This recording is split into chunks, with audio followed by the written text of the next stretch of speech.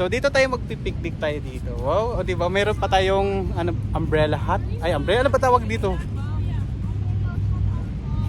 One day naman. Hi. Oh, di ba? Pipiknik tayo. May baon akong kape dito kasi niya. Kape to. Yung Oh, isa, diba? wala. Tapos andito yung siopaw. Wait lang, ilalabas ko na yung siopaw. Yung siopaw, yung ba? Hindi na pagbawal, di ba? Alin? Pagkain. Bawal ba pagkain? Oo. Ah, bawal daw pagkain pala dito. So, sorry. Baka mahuli. Sayang dito na sana ako magpipiknik, di ba?